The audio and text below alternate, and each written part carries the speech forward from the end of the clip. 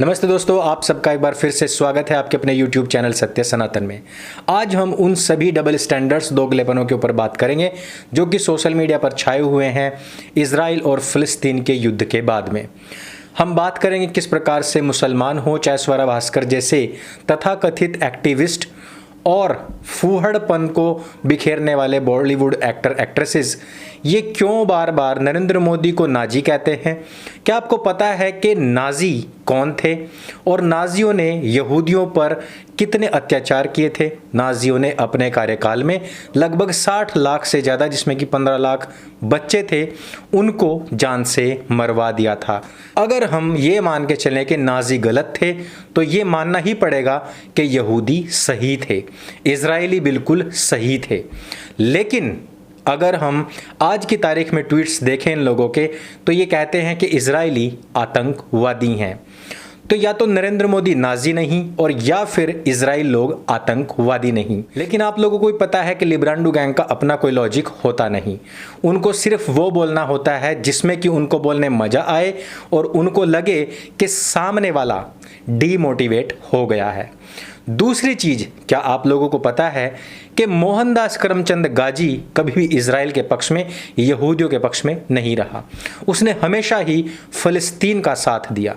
और आज जो मुसलमान नरेंद्र मोदी को नाजी, इजराइलियों को आतंकवादी बता रहे हैं, ये वही लोग हैं जो कश्मीर से कश्मीरी पंडितों को भगाए जाने के बाद में खुशियां मना रहे थे। और आज जब भगाए हुए यहूदियों ने वापस अपना देश बना लिया तो अब वहां पर विधवा विलाप कर रहे हैं।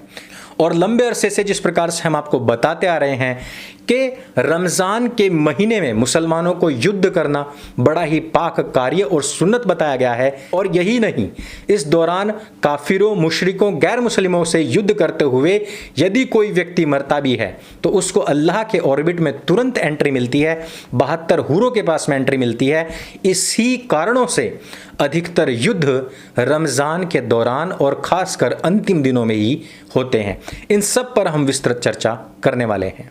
इतने सारे दोगलेपन के बावजूद एक बात सभी भूल जाते हैं कि पाकिस्तानी मुसलमान जियाउल हक ने जॉर्डन के अम्मान शहर में छिपे हुए फलस्तीनी मुसलमानों को पकड़ पकड़ करके गोलियों से भून दिया था।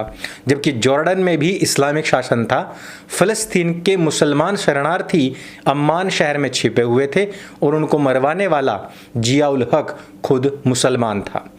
तो इस वीडियो की शुरुआत करते हैं और शुरुआत में हम आपको बताते हैं कि अब पाकिस्तान इजराइल के खिलाफ खुल करके सामने आ चुका है। टर्की पहले ही आया हुआ था। दोस्तों, पाकिस्तान के अलग अलग मंत्रालयों ने, यहां तक कि प्रधानमंत्री ने भी ट्वीट करके इजराइल को धमकी दी है और उन्होंने खुलकर फिलिस्तीन का साथ देने की बात की है, अपील की है।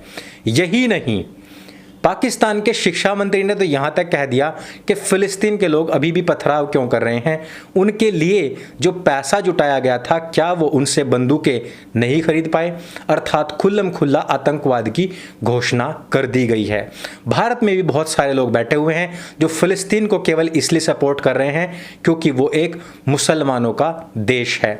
वहां के आसपास के देश भले ही फिलिस्तीन को सपोर्ट करें या ना करें, लेकिन भारत में बैठे कुछ पंचर पुत्र उसका सपोर्ट करने के लिए जरूर जाएंगे। लेकिन इजराइल ये बखूबी जानता है कि भारत में जो सपोले भारत की आस्तीन में पल रहे हैं उन सब को दरकिनार करते हुए पूरा भारतवर्ष एक साथ इजराइल के साथ में खड़ा हुआ है।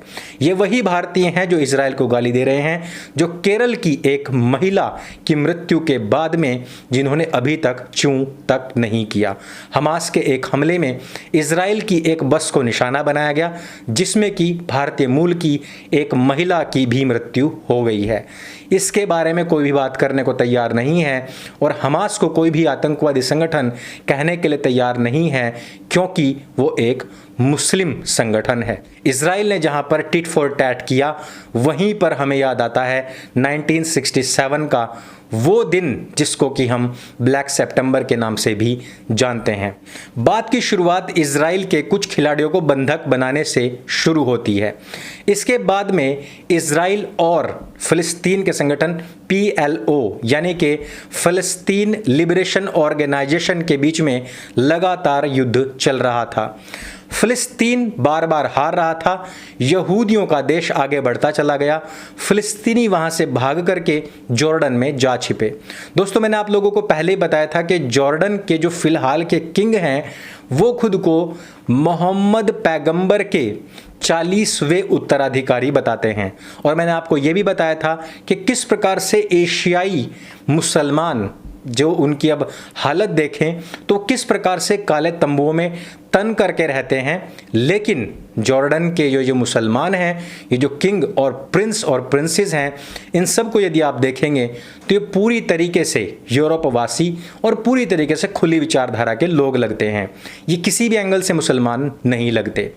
उस समय पर जो वहाँ के राजा यानी कि किंग अब्दुल्ला के जो पिता थे, किंग हुसैन, उनका शासन हुआ करता था। 1948 यानी कि इजराइल की आज़ादी के बाद फिलिस्तीनी नागरिकों से जॉर्डन के कई शहर भर चुके थे। वहां पर शरणार्थियों ने काफ़ी गंद भी मचाई हुई थी। यही नहीं, 1967 में PLO की हार के बाद में PLO के अधिकतर आतंकवादी जॉर्डन के अम्मान शहर में छिपने शुरू हो गए थे। साथ ही साथ उन्होंने इन शरणार्थियों के साथ मिलकर के वहां के किंग हुसैन को भी मारने के कई बार प्रयास किए, लेकिन वो असफल रहे। इसके बाद में हुआ क्या? इसके बाद में PLO ने कुछ और लोगों के ऊपर हमला करना शुरू कर दिया और इसमें अमेरिका के ढेर सारे नागरिक मारे गए। हुआ ऐसा कि 10 सितंबर 1970 को PLO ने 3 हवाई जहाज़ों को किडनैप किया और वो उनको जॉर्डन के ज़ारका शहर में लेकर के आ गए। वहाँ पर उन्होंने एक एक करके सभी प्लेन्स को बम से उड़ा दिया। इन जहाज़ों में सबसे ज़्यादा मात्रा में अमेरिकन्स और यहूदी थे। अमेरिका का दबाव किंग हुसैन के ऊपर बढ़ता गया और उन्होंने कहा कि इन आतंकवादियों को ढूंढ ढूंढ करके ख़त्म करो। इसी समय पर यहाँ पाकिस्तान के एक ब्रिगेडर की नियुक्ति हो रखी थी।